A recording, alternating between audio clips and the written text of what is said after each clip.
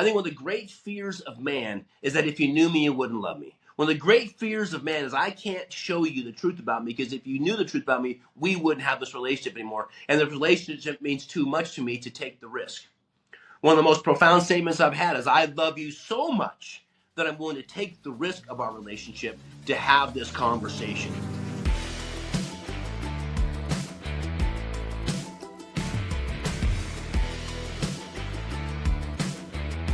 Welcome to the Man Maker Show.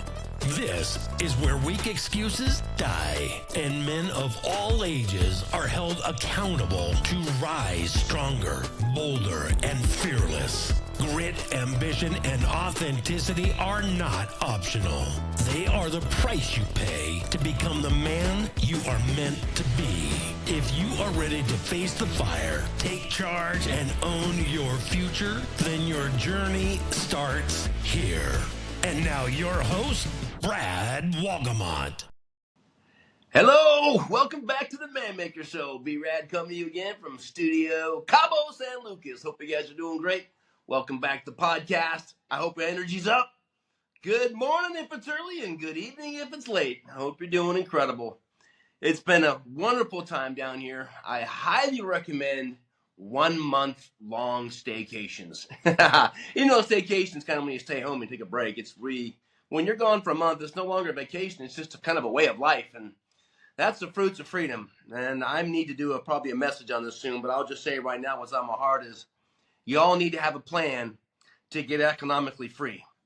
It'd be difficult for me to explain in 20 minutes how wonderful it is to be here with my wife, my baby daughter, a few friends that roll in here and there, on a month-long vacation, our beautiful home here in the Cabo area, San Jose del Cabo, just chilling, from pool to hot tub to riding horses to going fishing to exploring around to beautiful dinners at night to wonderful breakfast, crash on the couch evening, watch a movie together, not have to worry about any kind of schedule. It is amazing. And maybe you couldn't care less, okay? But I say that because I find that there are very few people that really have a vision for freedom, that really have bought into the idea that there can be a time early in their life that they can stop chasing money. Now, if you have a job and you're going to work your whole life, well, that's not going to happen until you're much older. And unfortunately, that's usually when our bodies aren't able to do the things we want to do. And we're with grandkids versus our own kids. And, as I said, that's not bad. But my goal as being a man maker is not bad. My goal is to pursue excellence. What's the highest calling of a life? And I think being a daddy, being a husband, and being free with my family is the ultimate life. And so if you don't have a plan for it, can I just challenge you, get a plan for it? What's your number? How much you got to have in the bank? How much money you need to make? What's your number to be economically free so you don't have to think about money? People say, well, money isn't that important to me. Baloney, it's not, because almost everything you do, you ask that question first. How much is it? How much does it cost? How are we going to pay for it? So don't tell me money is not important when it becomes one of the primary questions you ask. Is it more important than Jesus? No. More important than salvation? No. No more important than your eyeballs or your wife, your kids? No. But that's obvious. When we get the absolutes taken care of, then it seems like everything else I want to do seems to cost some kind of money, including my freedom. And I'll be honest with you, I don't want to look back at my life and wish I'd spent more time with my family. I want to look back in my life knowing I spent enough time with my family because I got myself free. I won't beat that horse too long, but being down here for a month, it really lights a fire to really challenge more of you to have a very strategic plan to get economically free. What I'm going to talk to you about today is a follow-up to our last message, and these are the characteristics of a prince or a king, or someone that's under the spirit of adoption. It kind of depends on how you want to frame things. Some people will get all weirded out because I talk about things from a spiritual reality as sons of the king, but that's me, and I hope you give me the latitude to be me. And if not, don't listen. It's okay. You don't have to. No one forces anybody to do anything. It's just who I am, and I love Jesus, and He's the center of my life. If you don't, I love you. Hopefully you're a good person that wants to make the world a better place, and you're all about adding value to your family and so forth. So, yeah, we may have a different spiritual concept, but if we have the same objectives in life, well, then so be it. I think you're awesome, and I look forward to getting to know. Some of my very best friends don't have a faith in God or Jesus, and you know what? I'm not judging them for any way. That's your own personal decision. So, When I talk about princely qualities, I'm talking about knowing who you are from the standpoint of an identity position, right? Knowing that you're adopted, if you will, by God as sons and daughters, knowing that you are therefore part of the royal court, which would make us princes and princesses, if you will. Some people call it orphans, right? Or adopted. If you don't know who your dad is, you're kind of orphaned. That's another explanation of it. But really, if I were to make it simple, it's really from the understanding of how do I think highly enough of myself that doesn't wrap itself in arrogance to a position where I can impact and add value to people around me, right? I don't need to have a high self-image so you think highly of me. I need to have a high self-image so I can help you think more highly of yourself. Now you may say, well, I don't need help with that. Well, okay. Maybe you do. But I think we all agree that we like being around people that are bold and confident, but not arrogant and stuck up and egotistical and trying to impress all the time. So really these qualities of sonship are really, they're about how can you be powerful without being arrogant, right? How can you really be wealthy and use your prosperity to serve and empower versus using them to impress and boss, right? I just, those things don't interest you, and they probably don't interest you at all. So some people actually err to the side of poverty because they think if they're wealthy, they'll be arrogant. And personally, I think that's a crazy thought, but you might have been told that somewhere in your life that if you're wealthy, you're arrogant, or that, money's the root of all evil, which is a misquote of scripture. It's the love of money, and love means they're obsessed by it, right? Every thought seems to go to filter about money. And if you can get money out of the way, then I think you think about it way less. So one of the qualities, and I think this would be number 9 on our list, and I don't rank them in priority because you can rank them if you want, but I feel like if we can understand the characteristics of a high self-image of a prince, of a spirit of adoption, then we can go to work on developing these. And the next one I want to talk to you about is someone of this nature loves helping other people find their dream, okay? And this is a really fun one to talk about because I think a lot of people miss this, is that they're interested in talking about their dream, but they have a real difficult time talking about other people's dreams. I've been in conversations with people where we're talking about their dream. We're talking about a home they're building. We're talking about a trip they're going on. We're talking about something they're doing in the mission field. And as soon as the conversation shifts to what you're doing, they just lose interest. And that is an orphan spirit. They can't seem to talk about your excited things, but they can only talk about their own. So someone that has a strong self-image, someone that works in the spirit of adoption, is really excited, finds great value in helping other people find their dream. In fact, I would make it something that you pride yourself on, is knowing the dreams of your friends. And they ask you the questions, what do you see yourself 5 years from now? What's your exit strategy from the dog-eat-dog world? What is your vision for your wife and your children?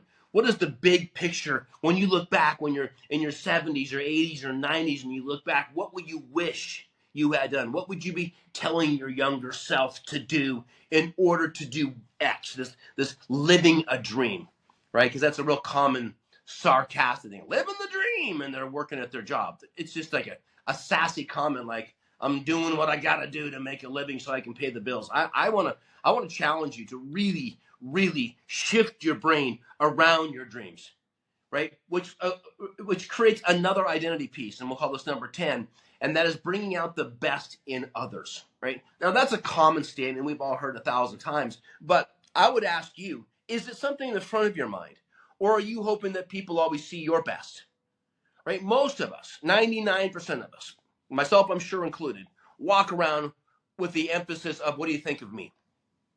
And that's human nature, right? But if it gets to a point where it controls us and we get into these narcissistic qualities where it's really all about what you think of me, and so everything out of my mouth, everything I do is to make an impression of what you think of me. And I would like to challenge you to increase your awareness in helping people think more highly of themselves. In other words, to bring out the best in people. I said this quote before, and I think it's a great one to live by, and that is a positive spoken word over someone attracts the opportunity for fulfillment.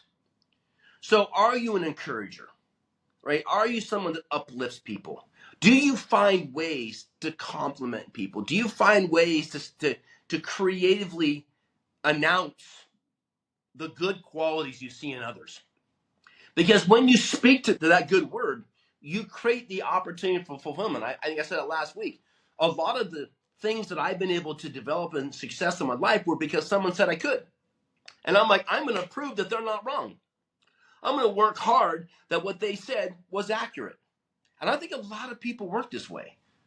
But unfortunately, a lot of people don't pay a lot of confidence. They don't take times to draw out the best in people. Encourage them if they're gaining or losing weight. Encourage them if they're working on their self-image. Encourage them if they're working on how they're raising their kids. Encourage them if you see them prospering in a certain area. Celebrate it. Shelley said one of the weirdest things that she found in myself and a lot of my association when we were dating in early days of our marriage, she says, was how excited other people were for other people's success. She goes, it's the weirdest thing I've ever seen because I don't know if I've ever experienced where other people are excited for other people's success. I'm going to have dinner tonight with a very dear friend of mine and his wife, Dave and April Humphrey, to just throw them out there. Probably one of the most, if not the most encouraging humans I've met. Like, he is constantly finding ways to compliment others, myself included, and my wife and my daughter. And when we're around them, we feel better about ourselves. So when you speak to the best, you bring out the best. And so I'd like to challenge you that when you're in relationships, when you're in conversation, when you're communicating with people, and I don't mean just social media, likes. I don't mean just like, that's so rad. I mean like with your mouth, like saying things, speaking things, right? Be genuine. And if you're going to take the time to respond to a text with a heart, which I think is the laziest, lamest result that exists on the planet, I think it's horrible. I think we should get rid of that button. I mean, to me, it's just like heart. I mean, there was no effort at all to say, thanks, I like, here's why, here's how it impacted me, X, Y, Z. It's so lazy. Don't do it. If you do it, it's up to you. Maybe I'm just too busy. Well, I doubt it. But a person that is living in prince or princess qualities takes the time to draw out the best in people, okay? All right, let's shift gears a little bit. believe this will be number 11. And I'm going off a list that I've created over the years, so forgive me if they just kind of bounce over. But this one is a big one. And I guess I'll just kind of give it to you the way I've written it down, and that is that a prince, a person of a spirit of adoption, a high self-image person, is in control of their natural passions, which that would be like food, sex, sleep, things that they find pleasure in, sports. And what I mean by control is that they're not obsessed by food, right? They're not obsessed by sex. They're not obsessed by the sport they play, right?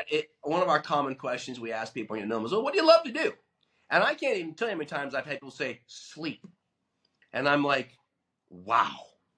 I mean, I try not to be a judgmental person, but that shocks me when their favorite thing to do is nothing.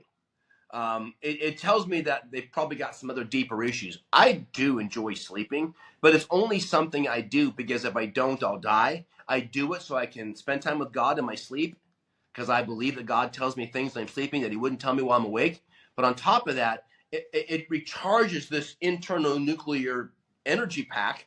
Why we have to sleep to do it is a mystery to me, but it is, so that I can go out there and get 18 to 20 more hours of making impact.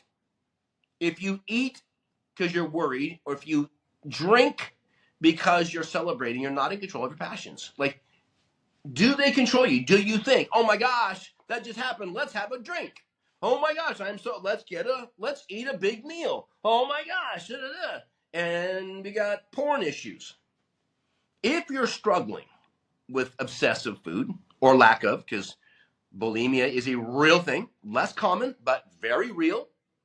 And if you're dealing with any of these eating disorders, I don't say it's any form of judgment. It's something to go to work on. If you're dealing with an addiction to porn or sex or thing of nature, then you need to get some help and work on it, right? I've struggled with it, so I don't think there's anybody that hasn't gone through seasons of their life, whether it be from puberty or adulthood, that they need help. And there are a lot of great resources. If you have an issue with gambling, I know several people addicted to gambling. My own father was probably addicted to gambling. He got set free of it but probably after he went through something devastating. I don't really know the story. He wasn't a big communicator, but it's real.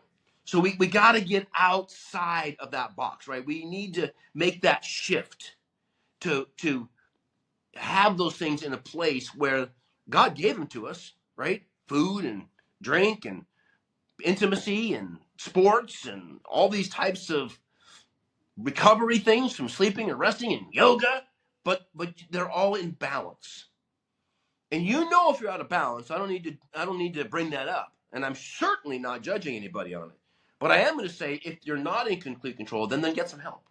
Because I don't think you'll ever become a true prince if you don't have those things. In fact, there's a saying that has come into my life several times, and I believe it's a direct quote from the Bible, but I believe it's in Proverbs where it says, "The world cannot stand when a pauper becomes a prince."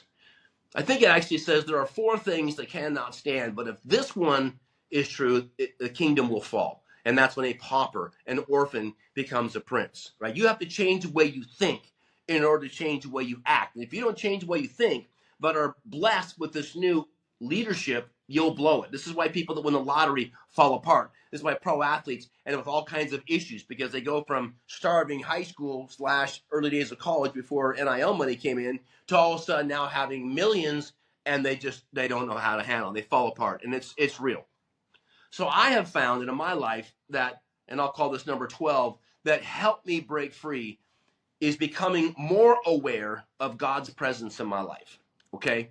Now, if you share the same faith with me, great. If you don't, well, then you need to think about it. I've been to a lot of the AA meetings in the last couple of years, and they call it higher power. So if that's what you need to call it to make yourself feel better about not submitting to God or whatever your damage has been, I don't mean that in judgment, but I mean it's real and I get it. Some people just have a real struggle with it. That's fine. So did I for a long time. And it wasn't until I absolute hit rock bottom in my life and found myself in a pool of tears, homeless, sleeping in a tent, in a rain, miserable, that I cried out for a loving God to rescue me. And that's a whole nother story. But when I became more aware, the constant awareness of presence was the most life-altering experience of my life. In fact, I'll probably do a full podcast in itself on this. But what I mean by that is when I was in an addictive behavior, when I was acting out in very poor ways, I think my brain said, God's not watching.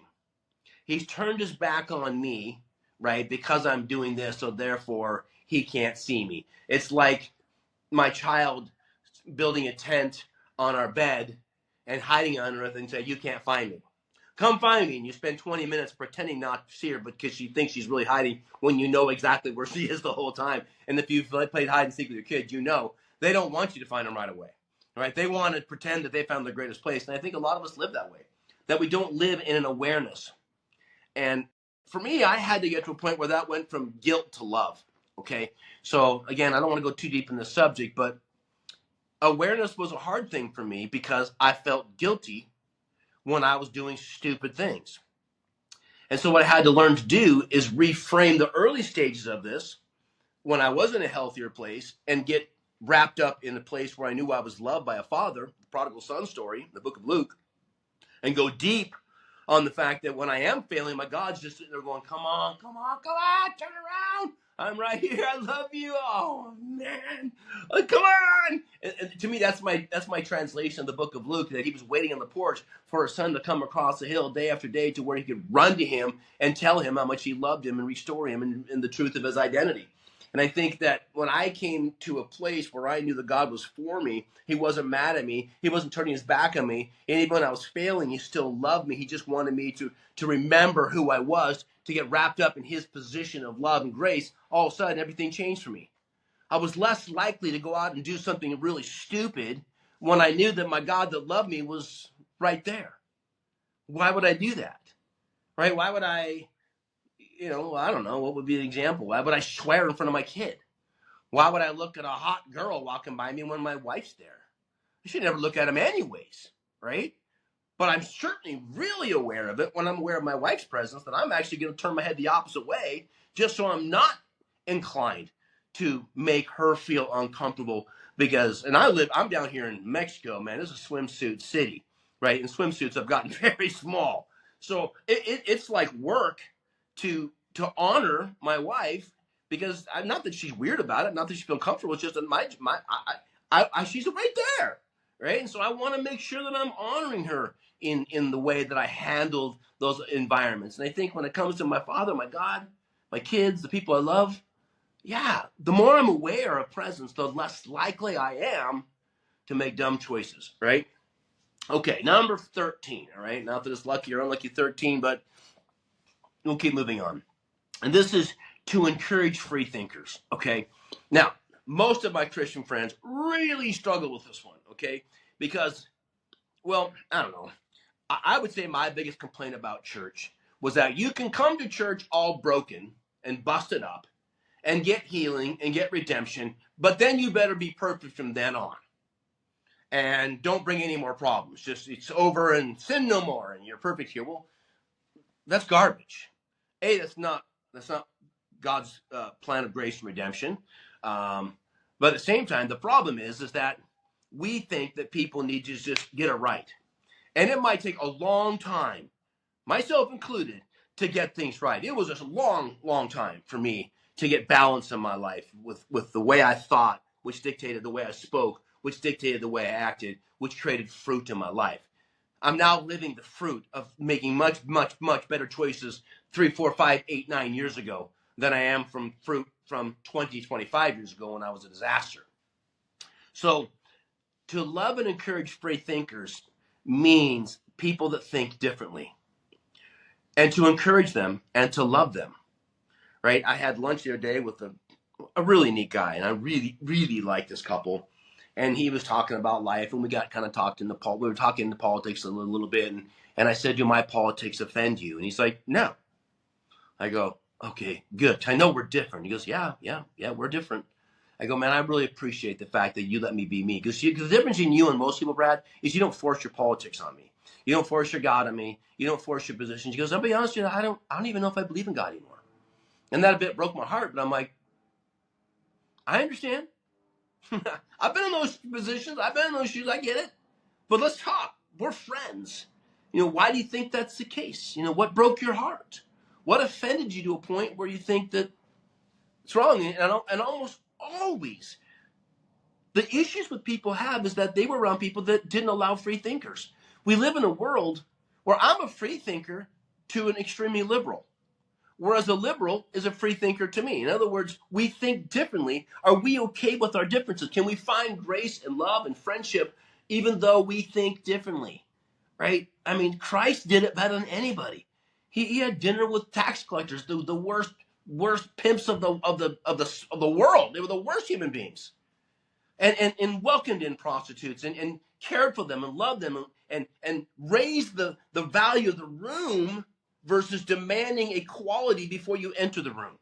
Now, you can come in the worst, but you're going to leave better because I'm going to be in the room raising up. And as a free thinker, I'm going to love you and I'm going to encourage you, and we can be so different, but you won't feel judged by me because that's not my job. My job is to get to know you. And if you know me and we can build a deep friendship, then maybe ultimately you might care how I think. And if you care how I think, then you might end up finding some new truths in your life. Okay? So part of that is learning how to move into number 14. Number 14 is loving and empowering others versus controlling others. Okay? We talked about empowering others in the different qualities, but this one I want to really talk about is being able to encourage versus trying to control. There are some people that think they're encouraging because they're controlling, and that is a fail, right? So there are some people that just have everything has to be done their way, and if you're not doing it their way, then you're just an idiot. And I struggle with these people because I'm the kind of guy that'll let it happen until they push me too far, and then they're going to get the horns because I just won't allow myself to be bullied very far. So I have a few guys like that, and they're also like, whoa, what's wrong? I'm like, bro, you have been pushing me for days, and it's unacceptable. I expect some respect. And we have a little time, and then we kiss and make up, and everything's fine, and we get over it. But I want to encourage you to understand that nobody controls anybody. That is an illusion. Nobody controls anybody. You can barely control yourself, let alone somebody else. All controlling others, the attempt to control others does, is it creates animosity. It creates a class system. You're here, they're there. I'm in control, you're not. I know everything, you don't. You're dumb, I'm smart, whatever. The idea is it's about empowering and raising people up, not being above and say, I know everything, come to my level, and let me tell you how to get there. And then I got this all figured out. It's really about learning how to breathe into people, seeing their best qualities, encouraging those things, and not trying to control them, but learning how to empower them by encouragement, by compliments, by love, by patience, by kindness, by grace. Sorry, I've got a fly buzz around me. Learning how to peacefully work with people that are different, that do things different. And you're, because you know what, guys, you're never going to control them. It's an illusion. You can't control your spouse. You cannot. You got to find a way to create connection. So for the sake of time, I'll move into number 15. And this one might be my last one because I'm running out of time here, but this is a really huge one. And this is, how do I define this? It's developing a solid resilience to struggle. Okay? What I mean by this is when you have a princely identity of knowing who you are, who your daddy is, that you're a son to the king, you work in an environment to where you know that everything's going to work out, that everything works to the greater good for those who love God, that it's all going to be okay. Now, we know that not everything goes the way we want to go. But what happens is when we're in struggle, we can frame it in a way that is one of my favorite statements, that I'm exactly where I need to be to learn exactly what I need to know in order to get exactly what I've asked for. So when I'm in a resistance and when I'm in a struggle, when something's coming at me, I can say, what am I supposed to learn from this? Because I'm where I'm supposed to be. That this school is a gigantic university. This world is a university teaching me, framing me, shaping me. And if I get mad and I get defensive and I move into that's not fair and I just get pissed off and I just yell and scream and I get all, puffed up, well, then I don't learn. I just get bitter. And the way to go from bitter to better, right? To go from what I would call complaint to communion, to go from whining to understand that I'm in partnership with this great universe. I'll call my Father God, who's saying, Brad, I want you to learn in this position so that you are prepared to get what's coming next. And every time situation happens, I don't care if it's a lawsuit or if it's health or it's relational or it's my child, I have to ask myself, what do I need to learn out of this in order to get what I've been asking for? There's some piece in here that I need to learn about finances, and I need to learn about my marriage, and I need to learn about parenting, and I need to learn in order to have the breakthrough on maybe a whole different topic. It may not be related to that topic, but there's a characteristic that I need to grow in order to help others. And I would challenge you guys with everything I have, embrace this. Embrace this. That things don't happen to you, they happen through you. We know that cute little saying, but what does it mean? That means you need to partner with the problem and say, what am I supposed to learn here? And I know it's challenging. When I lost my mother, I argued with God on this. I'm like, what? There's no benefit here. There's nothing I could learn. Until one of my dear friends lost their parent. And I'm like, oh, okay. Because all I could think about was myself when I was in deep grief and pain. Then my father passed away. Now I'm orphaned physically. I'm like, what am I? Until I met other orphans, especially children that are orphaned. There's always something that we can learn to help others. That's the silver lining concept that's always there. If we can grow through adversity, we can help other people do the same. I've said for years, who helps the best people in Alcoholics Anonymous? Right? Recovered alcoholics, not alcoholics, recovered. They're the ones that help because they've been through all the struggles and challenges. They get it. And if you embrace that, then you will frame all of your adversity. And boy, I tell you what, you want to be a prince? You want to operate like a royalty? Every time you have a challenge, say, okay, I'm not excited about this, but I'm excited about what's coming because this is happening through me to prepare me for something I'm asking for. And so part of that, and I'll just wrap up with this one because I want to stay on schedule here, is your willingness to develop deep, transparent relationships. Why is this important? Because so that when you're going through adversity, when you're going through the fit and fan, you have the ability, right, to sit down with someone that knows you well enough, that won't judge you, that you still feel safe to say, I effed this up. I'm struggling here. I got a challenge. And it could be simple, it could be extreme. But if you don't have deep relationship with people that know you, that know when you make a mistake, it is outside of your character. I think one of the great fears of man is that if you knew me, you wouldn't love me. One of the great fears of man is I can't show you the truth about me, because if you knew the truth about me, we wouldn't have this relationship anymore. And the relationship means too much to me to take the risk. One of the most profound statements I've had is, I love you so much that I'm willing to take the risk of our relationship to have this conversation.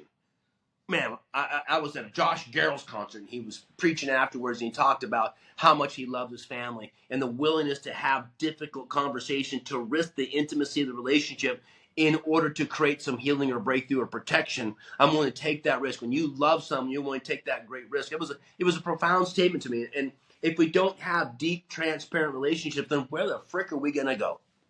And most of us go to the bottle, or we go to the pipe, or we go to the gym, or we go to the office and work our butts off, or we go to the girlfriend, or we go to the food, or we go to some other natural passion that seems to consume us. We're a triathlete, and that's how I get rid of everything else. And yet the people around you are still suffering because you selfishly went out and pursued something that fixed the hole for a minute, but didn't fix the big hole. You know what the big hole is? The big hole is, I'm loved.